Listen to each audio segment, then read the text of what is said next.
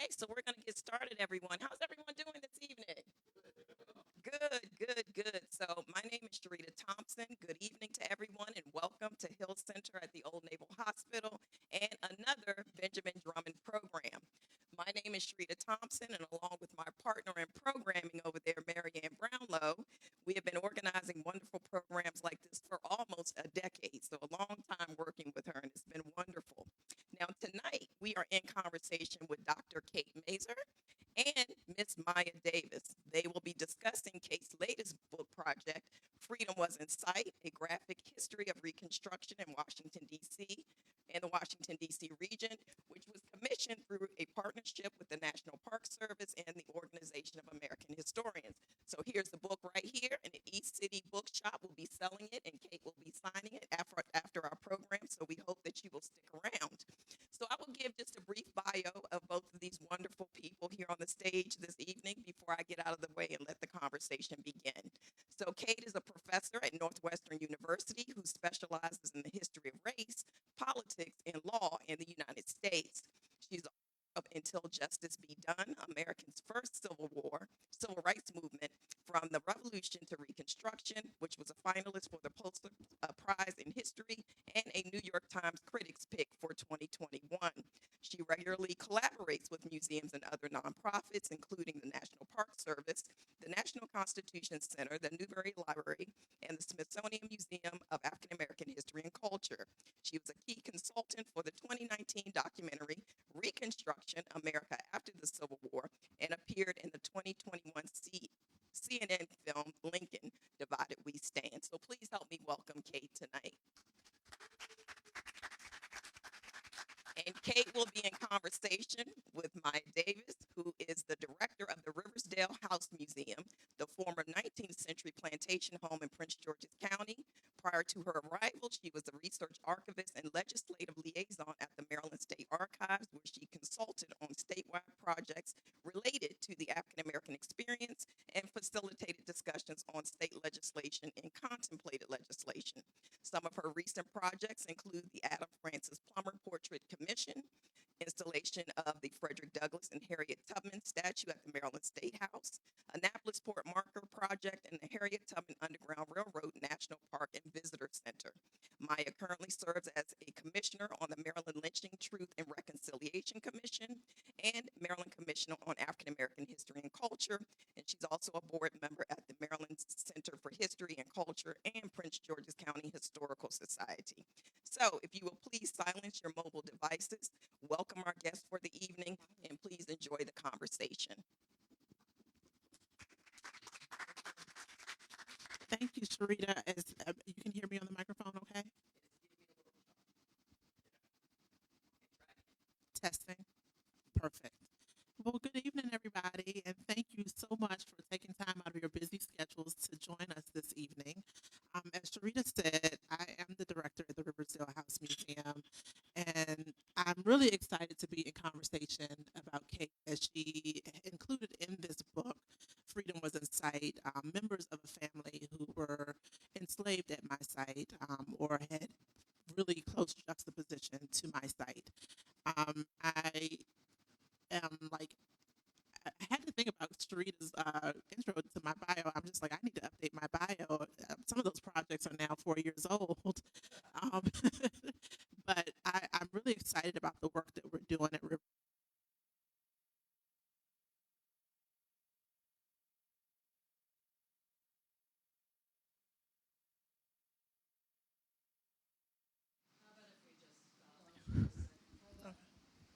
Hello, can you hear me? Perfect.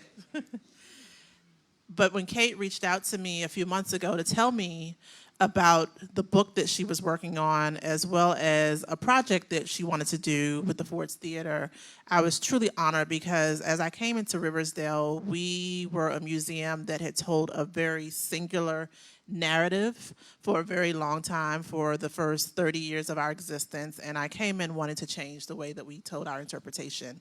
So when I get to collaborate and connect with scholars like Kate Masur, it really helps me to develop a new stakeholder foundation amongst my peers in the field and to help further highlight the work that I do. But tonight isn't really about Riversdale, it's about the work of Dr. Kate Masur.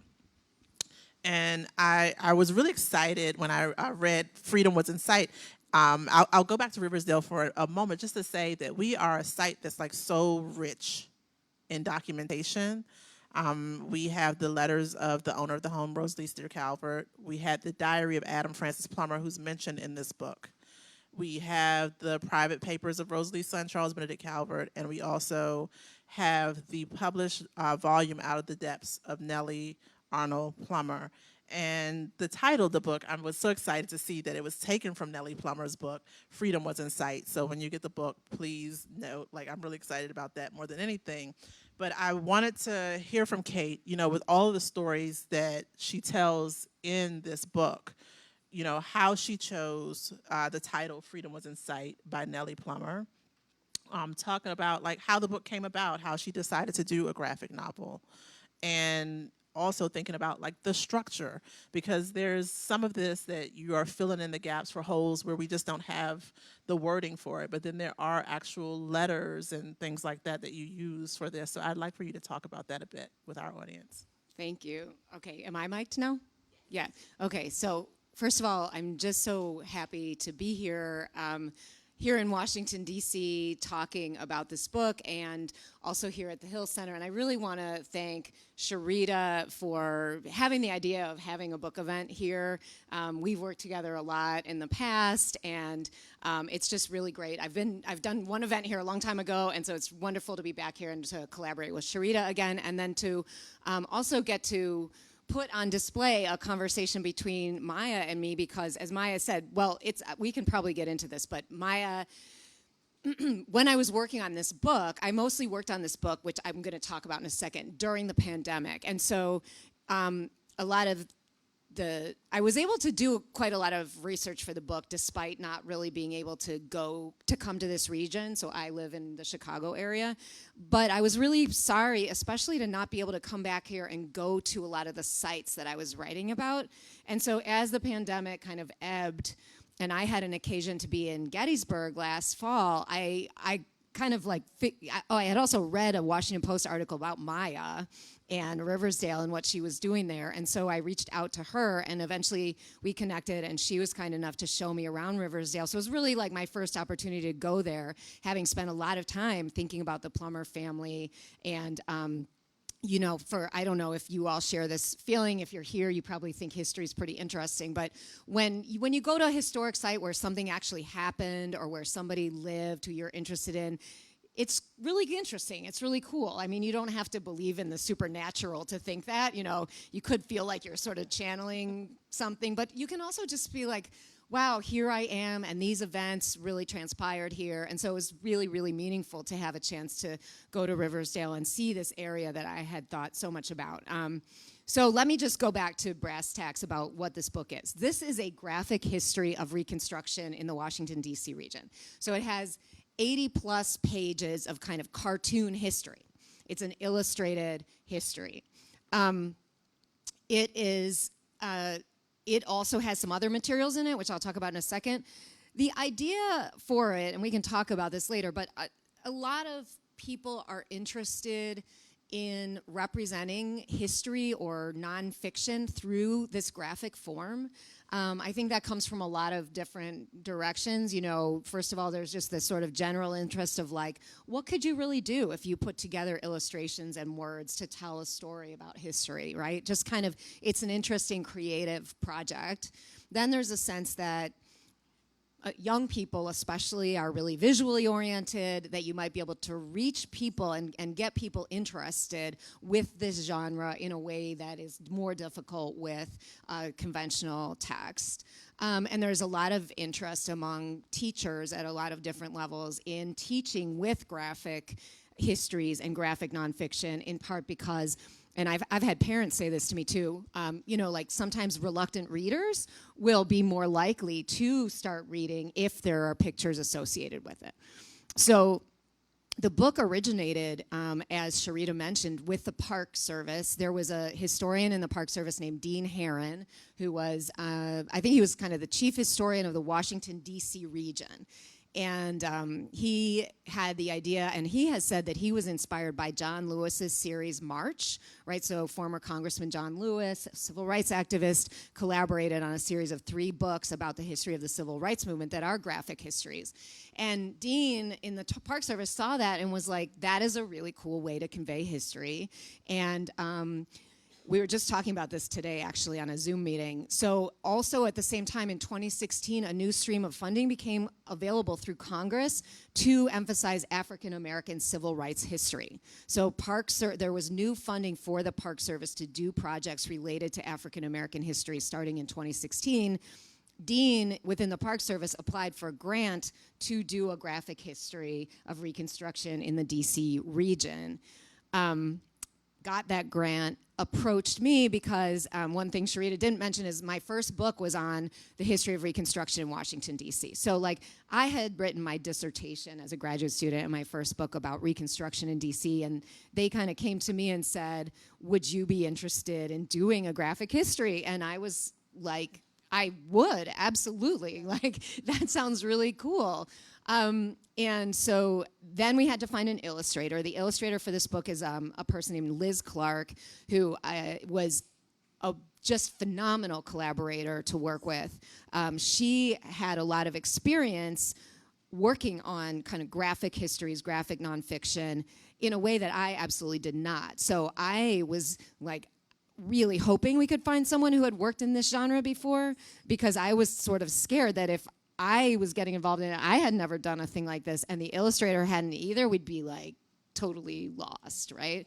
And I talked to a few historians who had worked on graphic histories, and everyone kind of kept saying like, Liz Clark is amazing. If you can get Liz Clark, get Liz Clark.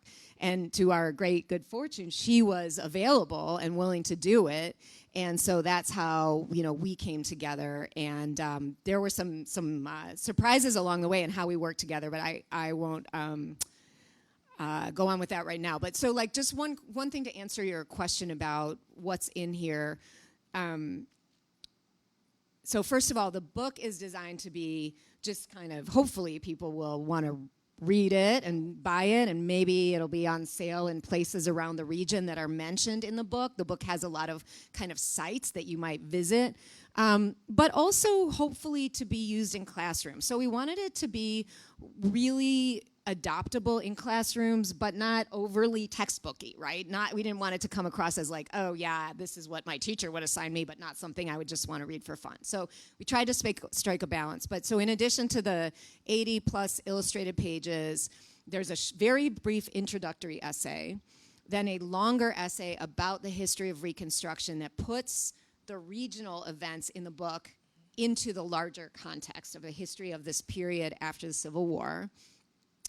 A timeline of events, 8 primary sources, including, we'll come back to, Freedom Was in Sight, that source, which is a book by Nellie Arnold Plummer, who was the daughter of Adam and Emily Plummer, who are very associated with Riversdale. And Nellie Plummer was born in 1860, and she later in the 1920s wrote a history of her family, which I used a lot in this book. So there's 8 primary sources, and then a further reading section where I got to really put on display the tremendous amount of excellent research on the history of the post-Civil War period of this region, including Prince George's County, Montgomery County, Maryland, Alexandria, Arlington, Prince William County, Virginia, and Jefferson County, West Virginia. I might have missed a couple of the counties that were in the study, in the book. So it kind of is a package of like, it's not only the illustrated pages, but it has a lot of other materials as well.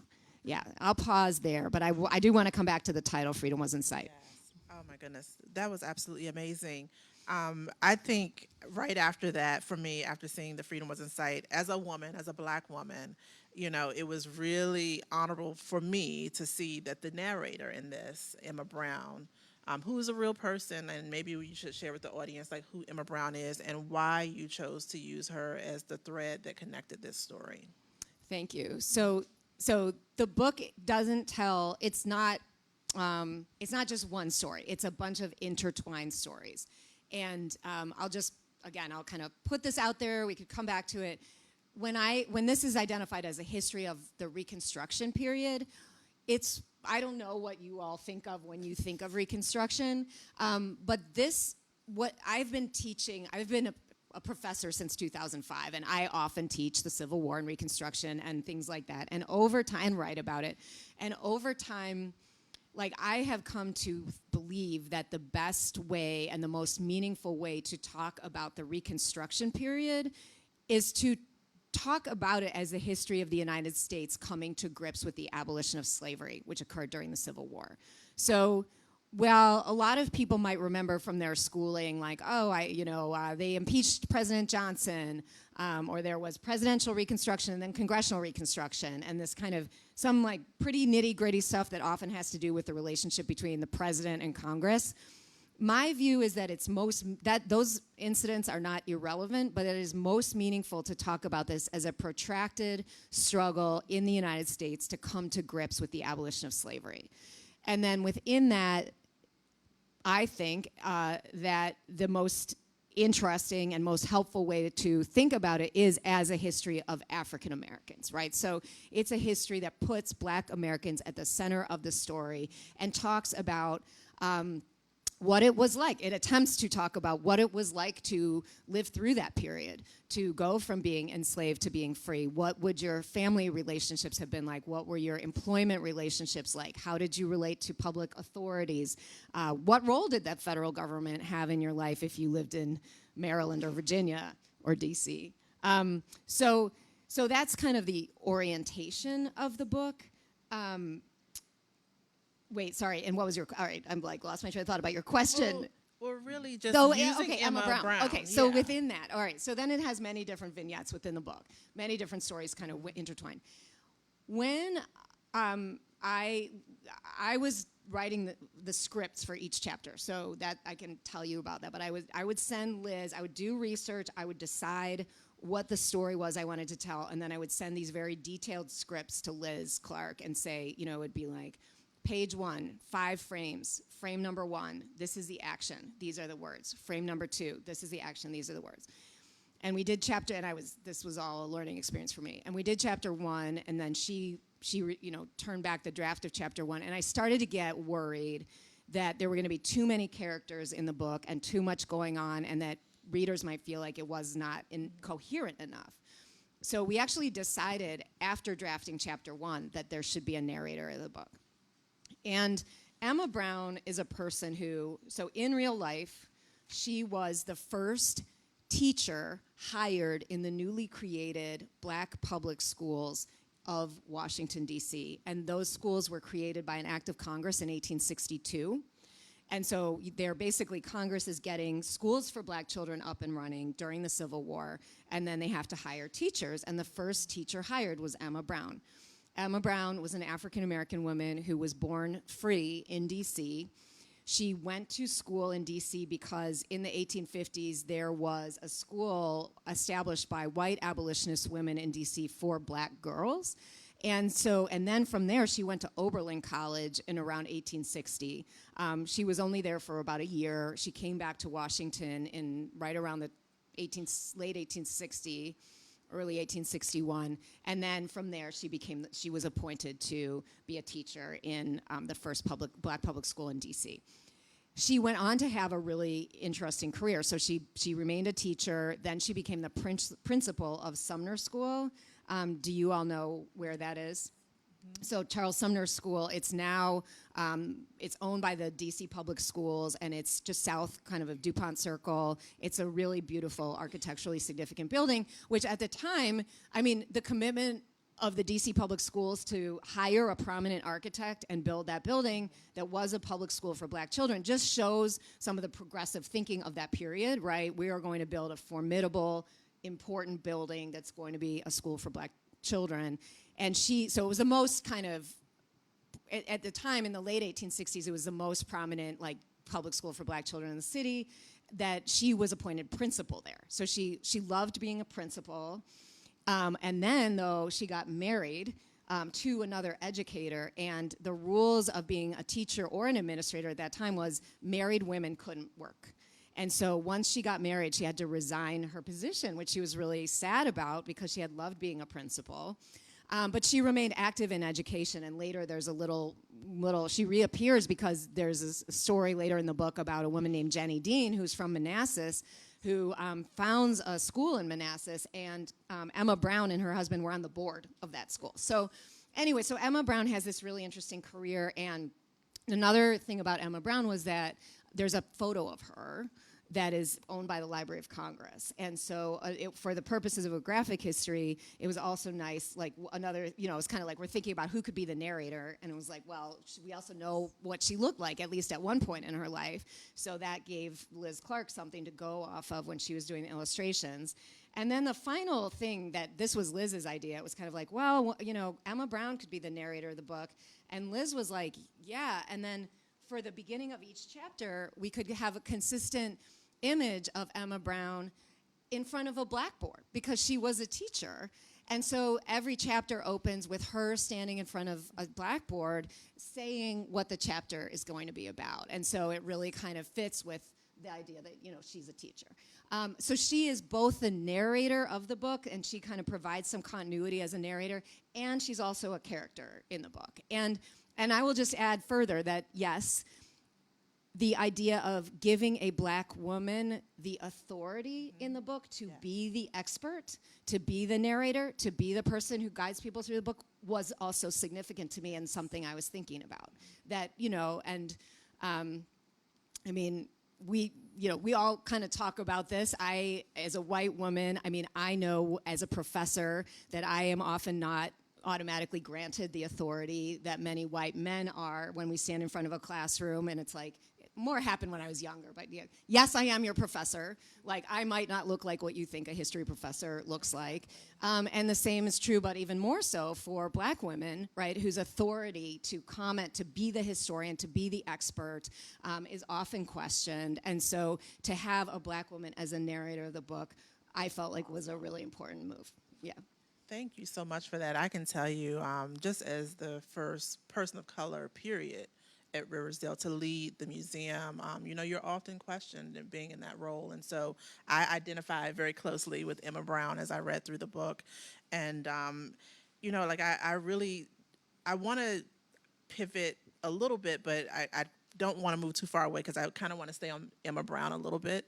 And I think one of the things that really took me to a place where I had like an aha moment, we think about these savior narratives that we often talk about, President Lincoln probably being the most obvious of the savior narratives, but also like officers in the Freedmen's Bureau, that you address the fact that they could be condescending and insulting. And, oftentimes, like when we think of the Freedmen's Bureau, we just talk about the institutions that they established for newly freed black people. Do you want to talk a little bit about that and like having us think about like the nuances of who these individuals are? Yeah, I will kind of take that on, I think, on like two levels. So there's a scene in the book. So one of the other nice things about Emma Brown is that she wrote letters that have been preserved, right? So there's a photo of her, and also one of the main sort of caches of letters by her are in the papers of her former teacher, Emily Howland, this white woman who was her teacher in the late 1850s in DC. And they continued to write to each other later. So there's a letter in which Emma Brown is teaching, and it's like in 1866 or something, so the Freedmen's Bureau is active, and there were all of, first of all, there was this kind of grassroots efforts by African Americans to form schools, even if whether or not the Freedmen's Bureau was going to be there to help. And then you have the Freedmen's Bureau, which is a federal agency, kind of coming in and providing some assistance, whether it was placing Northern teachers in schools, providing some building materials to build schools. And in Washington, D.C., one of the things the Freedmen's Bureau tried to do was get the teachers together, the black and white teachers together, who were teaching in schools for freed people, and talk about like teaching and the project of what they're doing. And Emma Brown wrote this letter to her old teacher, Emily Howland, where she was like, yeah, there was this meeting, and they asked us, the Freedmen's Bureau official, I think it was John Alvord, he said, well, I can't remember whether this is actually in the book, but I think he said, well, he basically said something like to this group of black and white teachers, raise your hand if you think black children are equally able to learn as white children. And the white teachers participated in that exercise, and the black teachers looked at each other like, kind of like, are you kidding me? Like, kind of like, we are not going to dignify that with a response. Exactly. And she wrote about that to her former teacher. Like, this is, you can't believe the kind of stuff that we get asked, that we are going through here. And so, yeah, I mean, one of the things that's amazing about primary sources from history is they reflect some of the nuances of history. I mean, Emma wrote also about feeling like teaching was really exhausting. Exactly. She wrote about, like, these kids are really hard to teach. One of the reasons that she liked being a principal, right, is like she was like, I think my skills are better used as a principal. I would rather manage adults than deal. And, like, look, teaching is really hard. So I think that, her letters really help humanize the history, help her, she's a complex person. She's a real person. And this is not easy. And, she is trying to figure out what she wants out of life, and then she's dealing with the, racism of some of the white teachers and these Freedmen's Bureau agents. So it's really, those sources are really wonderful to work with. I just want to, say one other thing about just like in the bigger thing,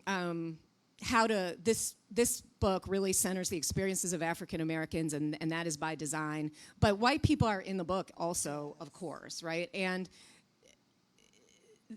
there's complexity to both the black people in the book and the white people in the book. So there are white sort of allies, like, let's say, a Freedmen's Bureau agent who, on the one hand, is patronizing toward the black teachers or toward the black students, but also is committed to providing resources for black education.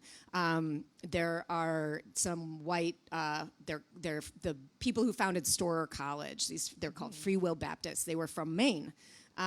They were, really committed to founding this educational institution that became kind of a teachers, focused on training black teachers. They were, standing up to violent white people in that area of West Virginia and Maryland, while also sometimes being kind of patronizing toward the black people they were working with. And then there are also, of course, like, the people who don't want to accept the abolition of slavery, who violently retaliate against black freedom, who, set fire to schools, who, perpetrate. There's police brutality in this book. There is a lynching in this book. So what we tried to do here is, without complicating it so much that you can't understand or follow the thread, but really show that there's a variety of different people with different kinds of perspectives in this period. Yeah. Thank you. I have to tell you, like, I agree with all that you just laid out, like, and reading it, like, as an adult, I just felt like, oh, what a relief to not read heavy text.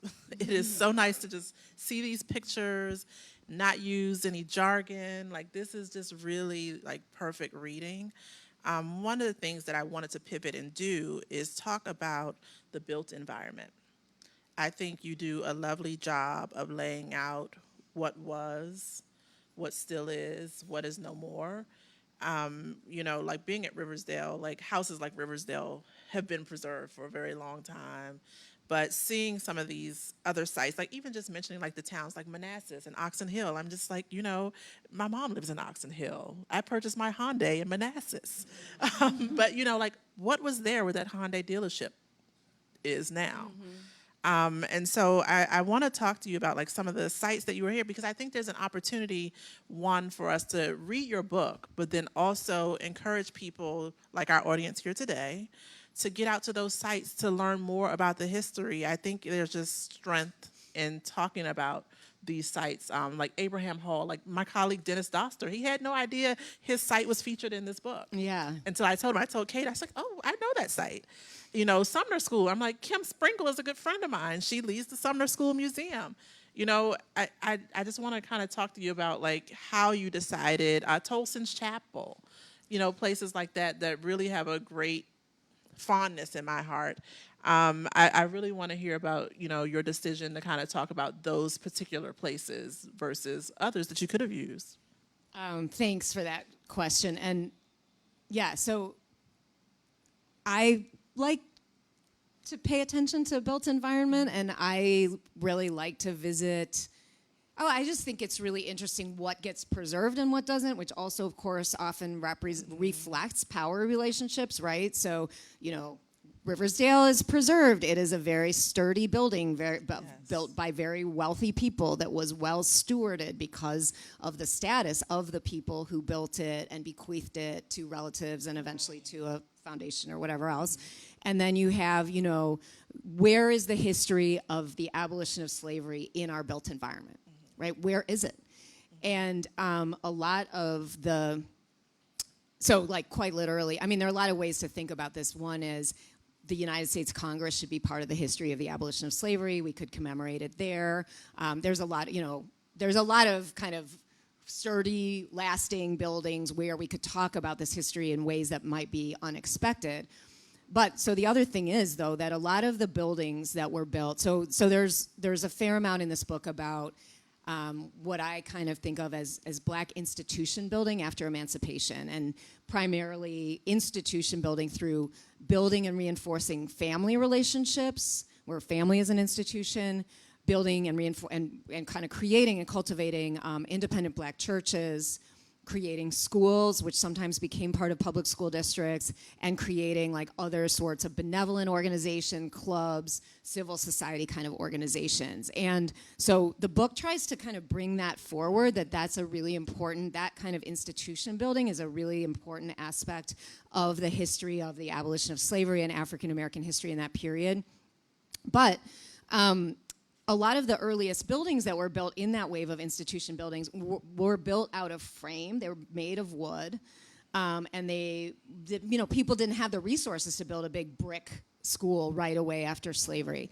And so what I learned from reading, and also just reading historians who are really writing about the built environment, is that it's very rare to find still standing examples of the first generation of buildings that were built by Black communities after slavery.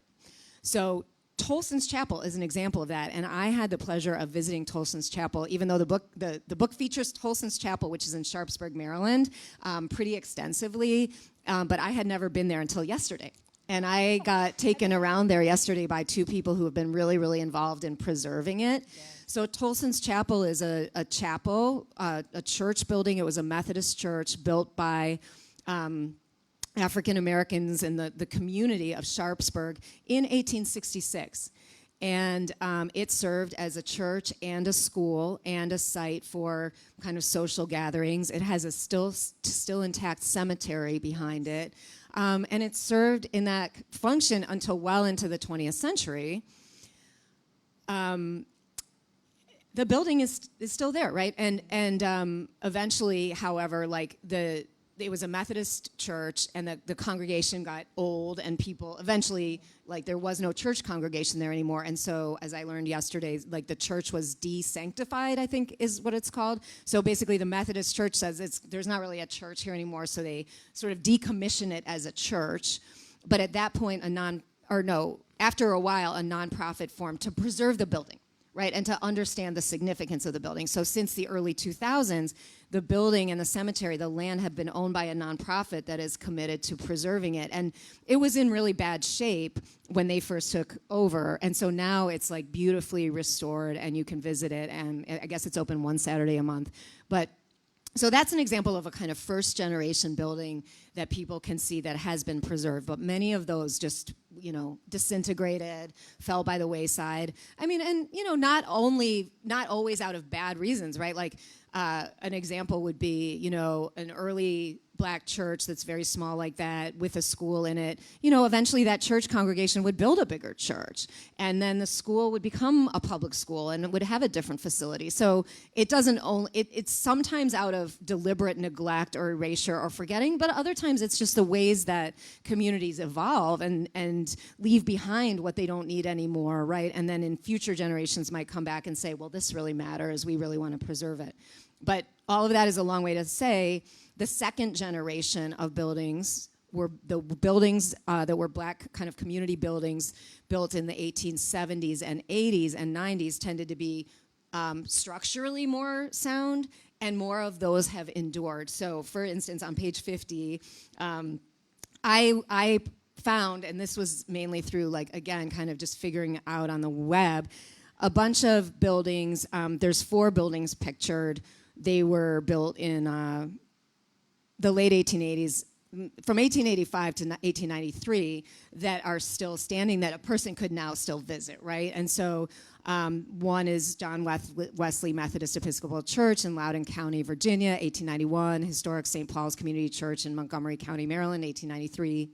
Abraham Hall, 1889, in Prince George's County, and Galilean Fisherman's Hall in Charlestown, West Virginia, 1886. So I like to put those in there, right, in part because it's kind of like, here on the landscape are these buildings that reflect exactly the history that we're talking about. And it's really great that they're preserved, and, you know, hopefully people can kind of use those to get in touch with this history. Awesome. I want to stay on Emma Brown for a second. She was a secretary in a state legislature, and I think for, you know, as we talk about those savior narratives, there's also the patriarchal narratives. And so oftentimes we hear about figures like Blanche K. Bruce, Hiram Revels, and we don't hear anything about women and what that meant for them during Reconstruction, like in what positions of power were they in, to the point in which they had power.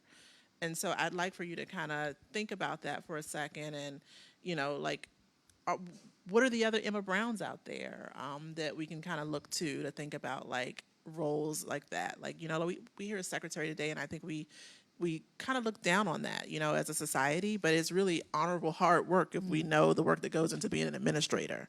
So I just wanted to kind of ask you about that. Like, you know, were you intentional, one, on bringing that out? Because you don't hear about women like that.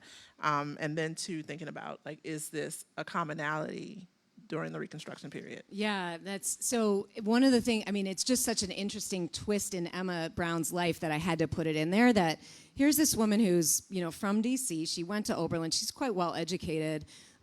This was probably when she was, I think it was before she became the principal of Sumner School, at a point when she was kind of frustrated with her job. She went to Mississippi, okay? First she went to South Carolina, and then she went to Mississippi.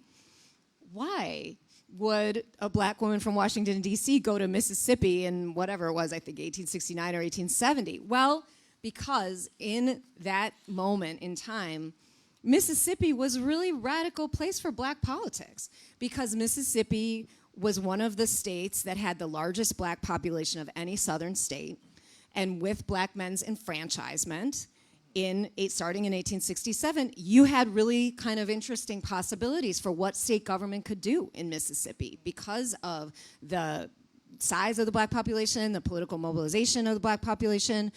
And so the Republican Party, which is at that time, right, the party of Lincoln, the party of emancipation, the Republicans are in charge of the legislature in Mississippi, and she goes there and works as a secretary to the legislature.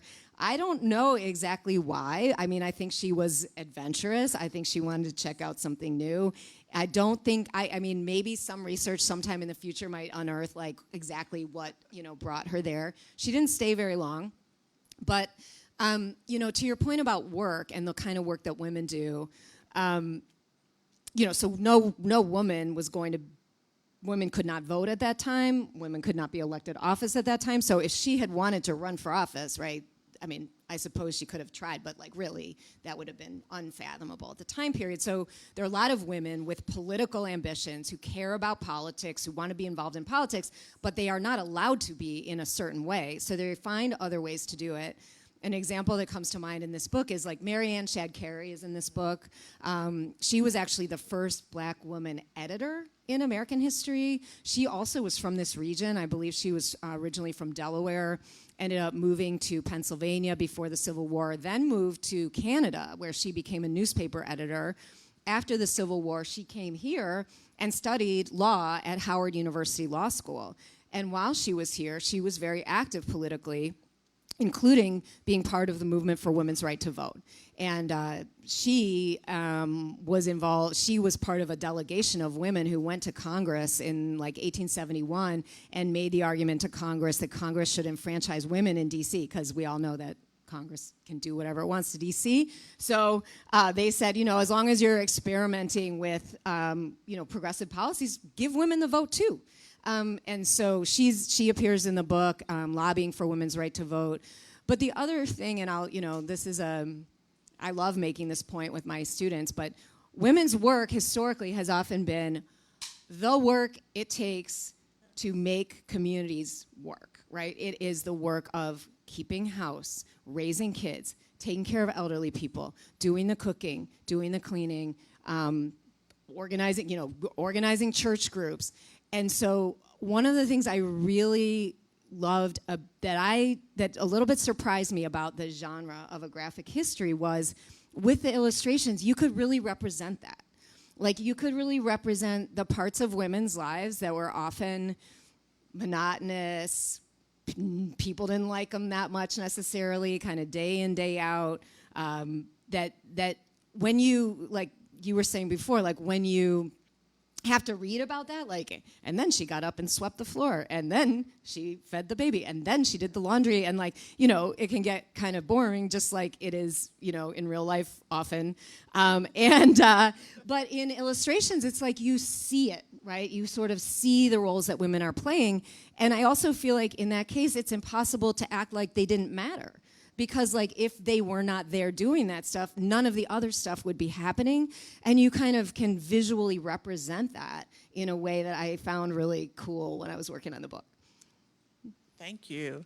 Well, I will say, and I'll share with the group, usually when I'm meeting with my friends in my personal life, I have 3 rules. When we get together for lunch or dinner, we're not going to discuss work, we're not going to discuss politics, and we're not going to discuss religion.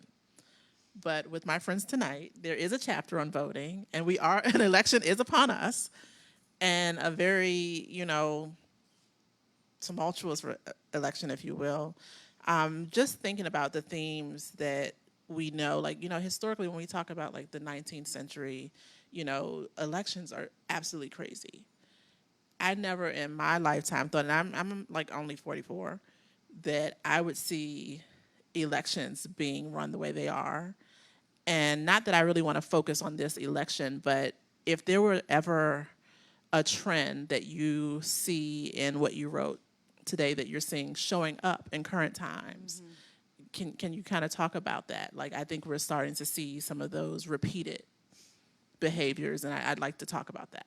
Yeah, I think there are a lot of ways to kind of speak to that question, but you know, one other way that I think about this period, Reconstruction, in addition to being fundamentally about coming to grips with the abolition of slavery, it is also the first time that this country really tried in any real way to be a multiracial democracy, right? It is the first time that there was federal action to say you can't discriminate based on race in the right to vote, right? And you know, there's a lot of people who are really interested in the founders out there and also in the U.S. Constitution, but I really like to make the point that pretty much all the rights that we think we have now did not originate in the era of the founding of the United States, but actually came out of Reconstruction and came out of the 13th, 14th, and 15th Amendments, which were the result of or represented the effort to grapple with the end of slavery. So why we think that we have civil rights that the federal government can enforce, that's because of the 14th Amendment. Why do we think you can't discriminate against people based on their race and the right to vote? That is because of the 15th Amendment. And so that's thing number one, right, is that like many of the rights that are still contested today, that we think we should have today, where we debate whether the federal government has a role in them today, these rights were promised to us during Reconstruction, not before. So I would start there. Then, you know, the other thing is like with the attempt, and you started with sort of elections, like with the attempt to create a multiracial democracy, to kind of say that like this is a country where everyone should be allowed to vote regardless of race, comes a huge backlash. I mean, there are so many Americans in this book who absolutely did not want to see that happen, who would go to violent lengths to try to make sure black men did not vote, or if they did, that their power was so diluted that they couldn't get what they and their allies wanted out of politics. And so the sort of, and especially the kind of theme of political violence, but the sort of violent response to small d democracy, like the violent response to the idea that like, no, we're gonna try for like greater equality in this country, that is really present in Reconstruction. And like, I think it's safe to say, without getting too, in the weeds about politics, that like that is a theme right now, right? That, and it's not just through violence, it's through using a variety of mechanisms, levers of American government to defeat democratic movements, small, like not Democratic Party, but small d democratic movements, right? So yes, we have some really anti-democratic like things in our structure of our government, right? The Electoral College, the Senate, these are things that are designed by the founders of this country to mitigate against democracy. But there are just a variety of ways that people want to use and exacerbate and kind of amplify those mechanisms in order to push back against kind of what the majority of Americans really want at this time. So, both in that and in the kind of violence of this period, I think we see a lot of continuities. And I think, there are ways in which talking about this is both, it can be very depressing, but then there are also ways that it can be very reassuring in a certain sense, because like, it's really depressing that we're still dealing with these issues, you could argue, but also the problem of coming to grips with slavery and its aftermath, 250 years of slavery in this country, this is a really big problem. It is a really hard thing to come to grips with. So, we are impatient that, more has not been resolved, but at the same time, it's like, it's the problem from hell. Like it is really like what slavery bequeathed to this country in terms of like racism, in terms of inequality. It is kind of it's so monumental that in a way, like we could take heart that like we could be part of continuing the struggle to unseat those ingrained issues rather than feeling like beaten down by that. I'm so happy you said that, because I talk about slavery every day. And there are some people that look at me like, oh my goodness, not again. But it is the common thread that, brings us to where we are today. It is the thing that people, no matter what else is out there of its era, no one ever says, why are we still talking about George Washington? Oh my God, I can't take him anymore. No one says that. And so I really appreciate books like this one continuing to come out, because like slavery is like one of those things that it's so complex that we are still trying to figure out all the nuances that are associated with it. It's one of the things that we would probably all die and there'll still be people here researching and trying to figure out, what is this system of slavery all about, and probably arguing about it. But I want to bring us out of the dark hole of elections and voting and go to my happy place to talk about the plumbers. And I won't tell all the vignettes in the story because you need to buy the book and read it. But I'm really excited that you featured the plumbers because, of course, they're near and dear to my heart. But I do think that for me in Prince George's County, they are very much a story similar to that of the Frederick Douglasses and the Harriet Tubmans in Maryland, and should be highlighted. And he actually knew Frederick Douglass, so I think that was really a great choice to utilize them. But I really wanted to know, people typically would start with Adam Francis Plummer because he had the diary, but you opted to use the lens of his daughter, Sarah Miranda, who had been sold south to New Orleans. And I really want to delve into that and how you chose her story to be the focal point for this. So let me give a little background. So Adam Francis Plummer was enslaved at Riversdale, and he learned how to read and write. And he also maintained, his wife was Emily Plummer, and they actually got married in a church, which was pretty unusual for enslaved people, but they were enslaved by different families. And so they never got to live together during the whole period before the Civil War. And Adam kept a diary. And the diary is not like how a 20th or 21st century diary where you would write about your feelings and your intimate thoughts and things like that. It's more of like kind of just notes on what he did or what happened and kind of schematic notes. But still, it's really unusual to have in existence the diary of a person who was enslaved. And just like part of what I think is so really amazing about this whole story is that Adam's diary, part of the reason that it's preserved is because it came into the possession of his daughter, Nellie Arnold Plummer. And Nellie Plummer, who was born in 1860, kind of became the family historian. And so it's because of Nellie Plummer that Adam's diary was preserved. And then Nellie herself wrote this book that is self-published in the 20s called Out of the Depths. And so between the two things, the original diary of Adam Plummer and then Nellie Plummer's book, we just have a lot of information about the family that can also be corroborated by other sources like the census and newspaper articles and things like that.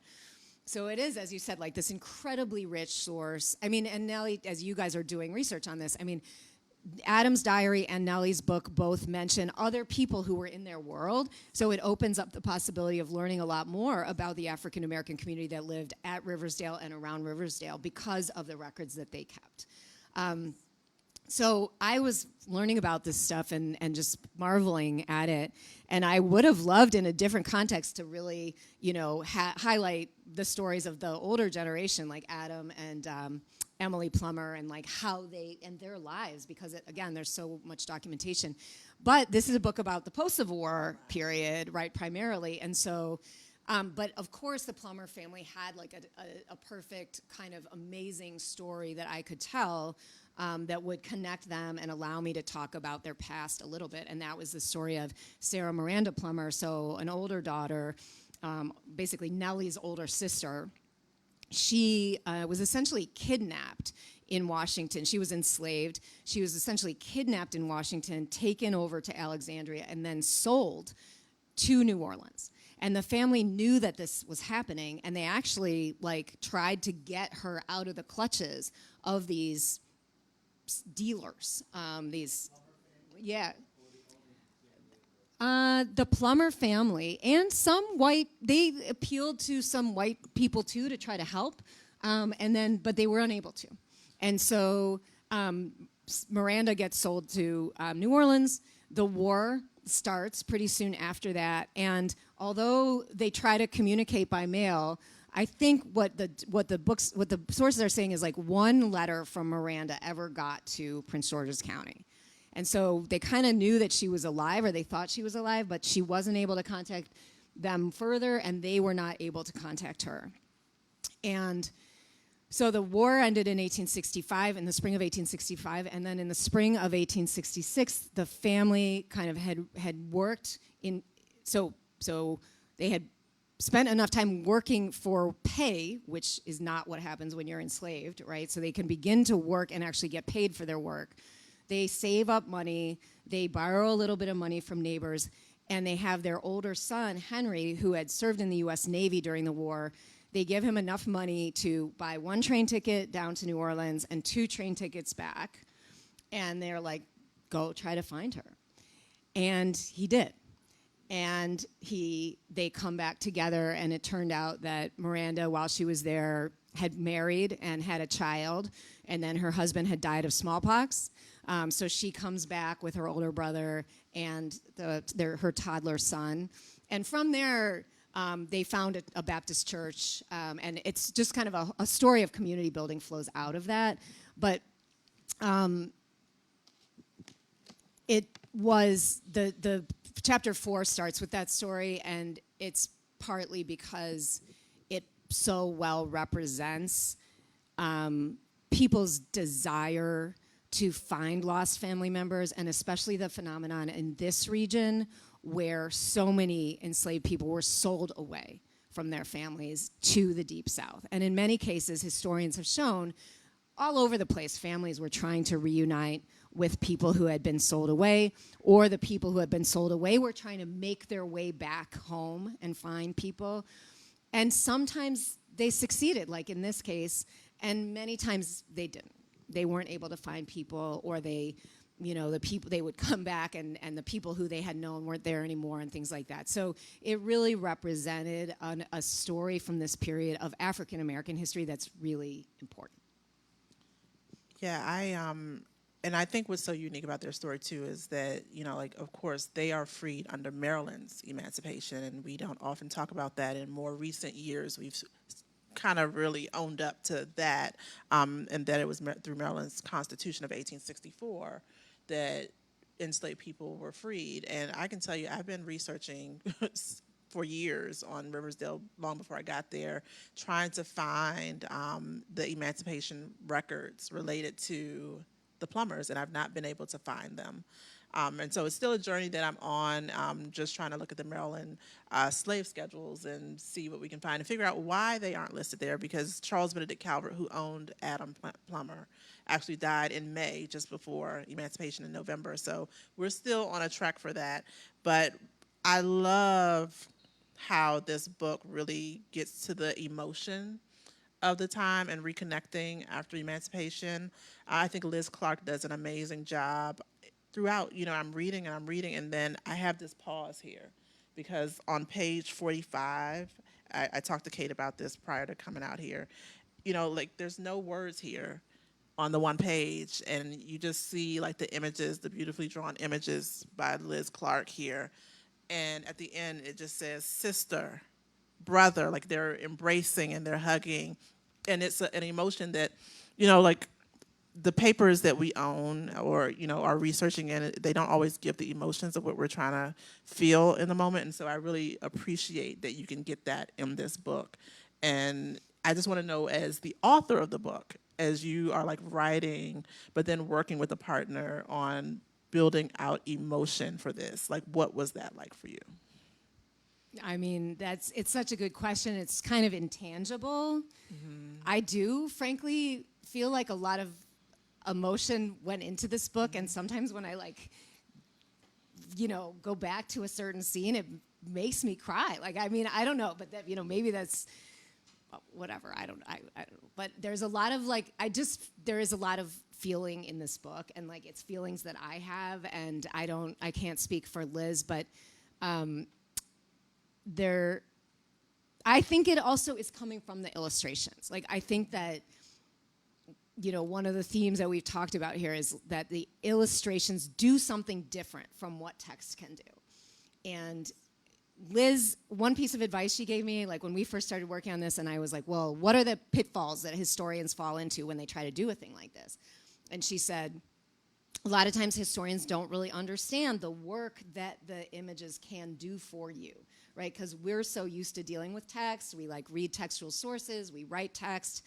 So we might not be enough aware of images can speak so much. And if you have too many words, you kind of silence the images a little bit. And so in that, you're exactly right that in that particular section, I just wanted, and some of the what Maya's pointing to is a section where Henry's traveling to New Orleans, and I wanted the illustrations to represent that it's a long journey and that it's very hard. It's not that easy to just go to New Orleans by train.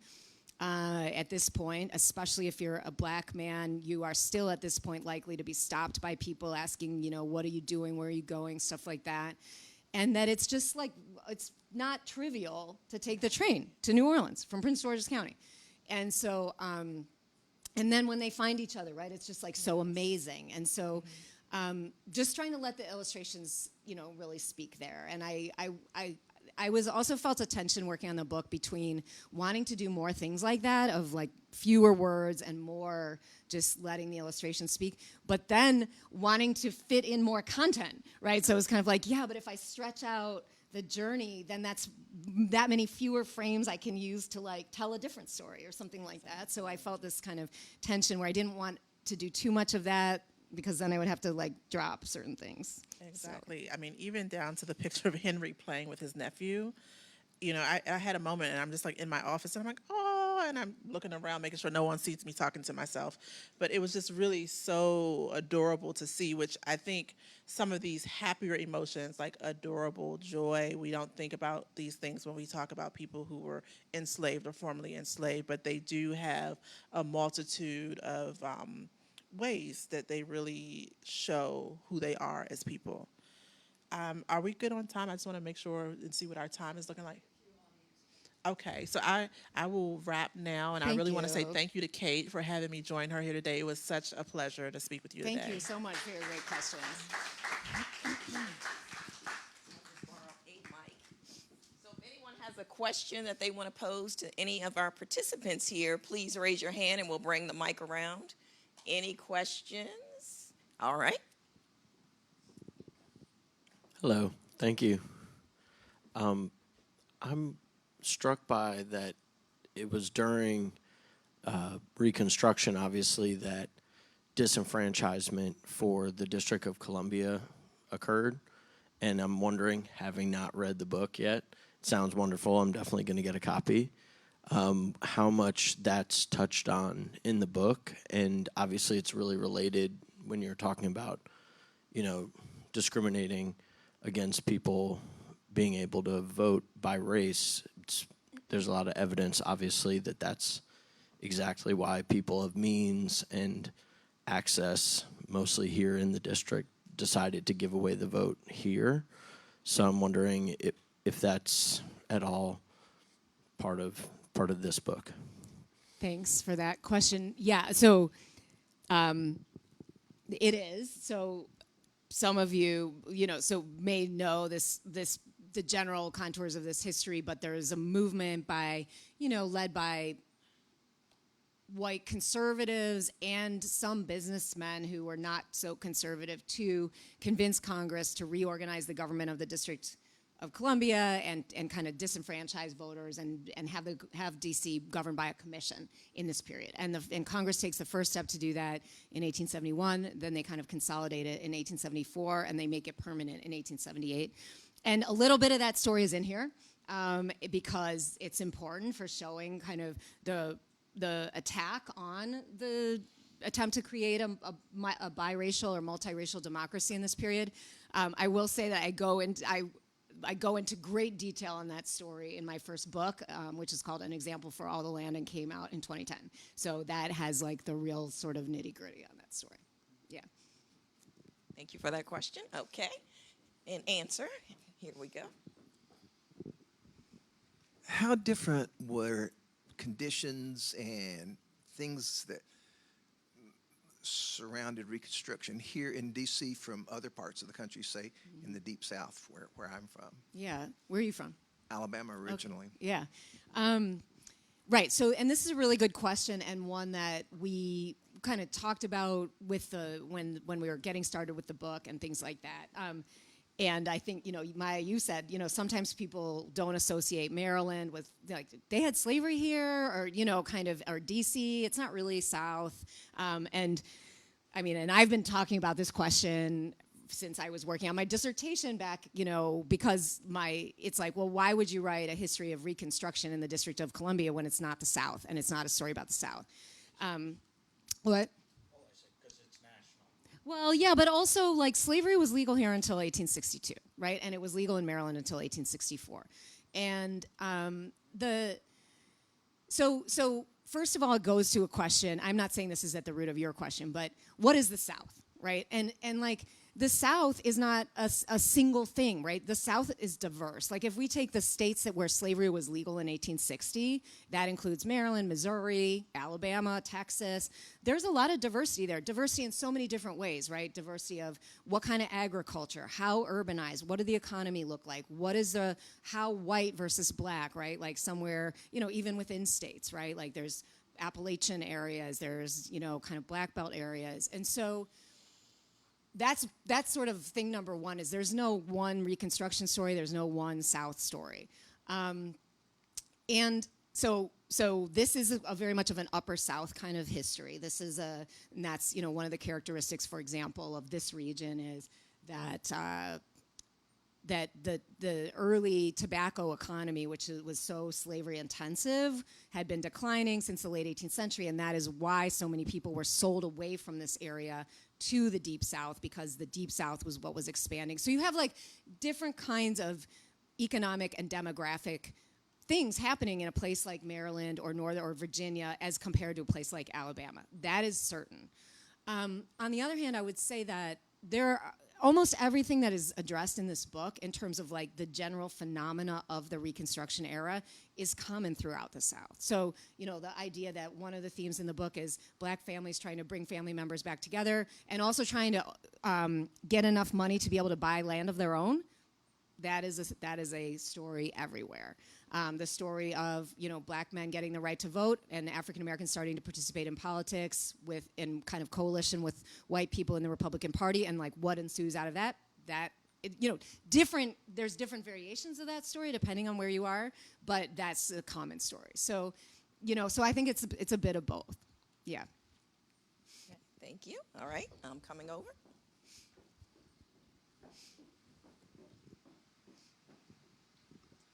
I would appreciate it if you would talk a little bit about your primary source materials and where they were found. For example, you mentioned the Emma Brown letters, where are they located, and the Adam Plummer diary, where is that located? Thank you.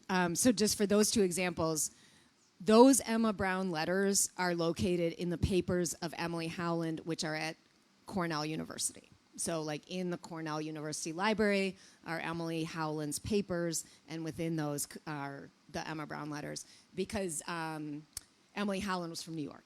I don't know, I can't remember whether she had an actual connection to Cornell, but some of those Emma Brown letters appear in a book that was edited, a book of primary sources that was edited by a woman named Dorothy Sterling, and that book is called We Are Your Sisters, and it's Black women's writings from the 19th century, and it's a really, really good resource.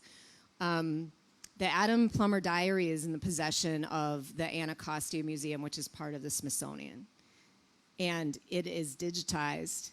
However, it's not easily findable on the web, but if you use the Wayback Machine, you will find it.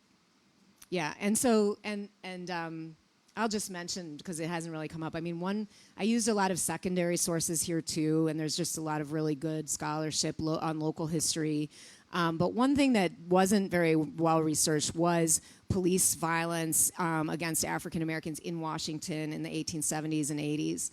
And I knew that was a thing, and I knew that that Black Washingtonians had kind of come together to try to fight back against police violence, but there wasn't much secondary sources on that. So for that, we use like the Washington Bee, because by then there was a Black newspaper published here by Calvin Chase, and other newspaper sources to try to get a handle on like how people were talking about police violence and how people were mobilizing against it. All right, we'll take.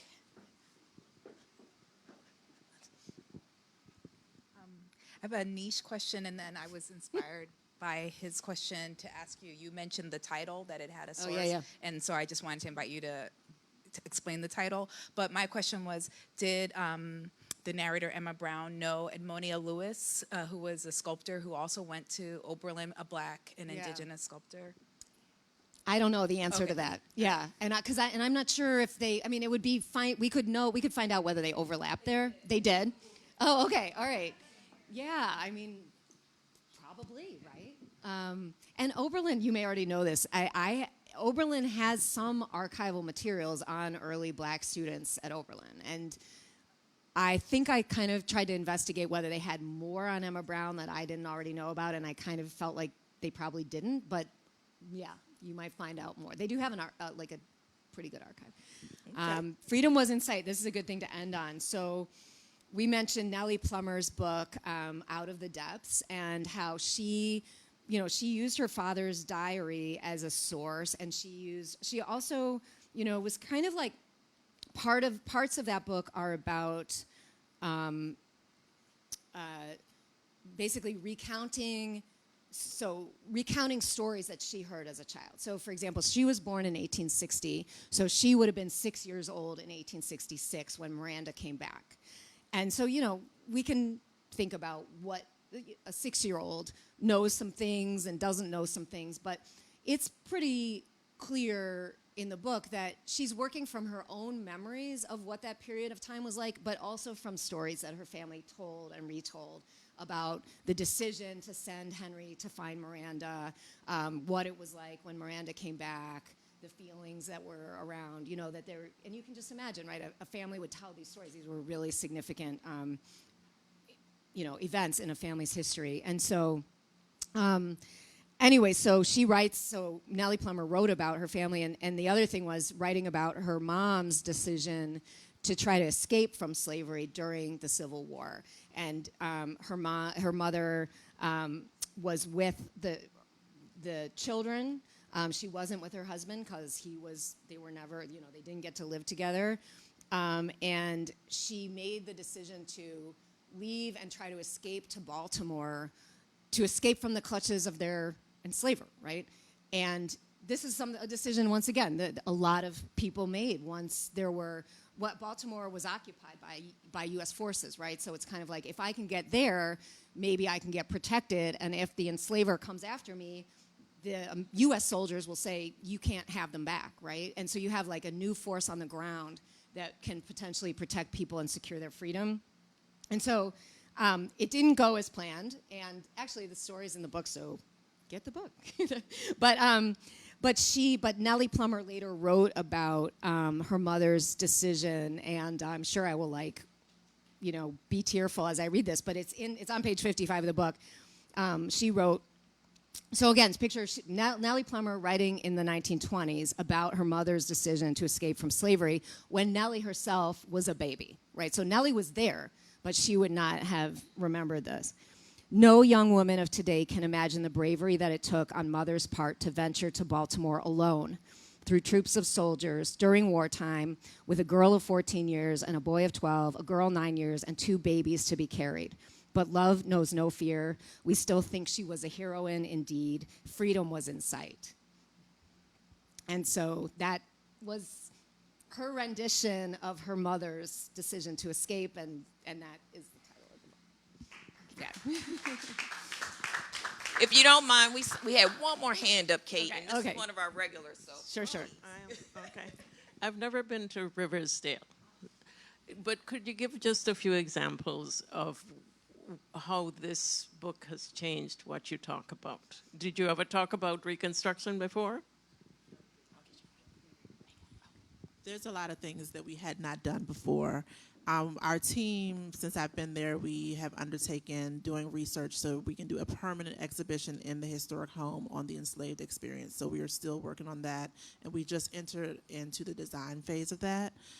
We do kind of come up through 1870, and so it will address some of those Reconstruction things, like the founding of the St. Paul Church, which is one of the things that outcomes from Adam Francis Plummer's children, Henry Vinton Plummer and his daughter Sarah Miranda. We have so much to do because we have had 30 years of being a museum that focused on the owner, Rosalie Steer Calvert. And even though we were document heavy, we only relied on telling the story of Adam Francis Plummer. And that was put out in the Dependency Building, which is adjacent to the home. And I really believe in not segregating our history. We know that it was very integrated during this time period, and there were a number of enslaved workers who worked in the house. And a lot of what we're trying to do is, as much as we love the story of the Plumbers, there's so many people. And I specifically screenshotted this opening quote from Nellie Plummer in case I needed to bring this up, and I'm glad you asked this. She actually, in her book, makes mention of the people who were enslaved there. And it says, on this Riversdale plantation was a colony of Negro servants, the Lees, the Scotts, Becketts, Snowdens, Gilberts, Allens, Carricks, Guttridges, Norrises, Kents, Browns, Johnsons, Brashears, and many others were parents, sisters, brothers, uncles, aunts, nephews, nieces, and cousins of acquaintance. So we have a lot of work to do. And so it's been really exciting because we do have a collection of papers that belong to Charles Benedict Calvert. Rosalie Calvert, when she wrote her letter, she only mentioned like 7. She mentioned 14 enslaved individuals that we know were separate individuals, but only named maybe 7 of them. It was through Charles Benedict Calvert's papers that we now have seen these surnames for the first time. They've been at Riversdale for 10 years unresearched. And so we're really excited about being able to tell the stories and doing a lot of work to connect with descendants and doing that. That has been very important for us. And so working with Kate has been great because I believe in sharing the wealth in research. I don't want to keep it all for myself. We have to work collaboratively together to be able to tell these stories. Kate does it in her writings. We do it through public history, through our programs and content development at the museum. And I hope that that's something that everyone takes away. That my charge, if I had to leave here today, is to encourage everyone to go out and support places like Riversdale, but then also continue to educate yourselves on the works from people like Kate. So that's what I will say about that. But thank you so much. And a wonderful way to end our discussion. Please give our guests this evening a hand. Thank you so much, Maya and Kate. And Kate's going to be outside signing the book, so make sure you get your copy so you can travel around D.C. and see those sites that are mentioned in the book. Thank you all for coming this evening. Have a good one.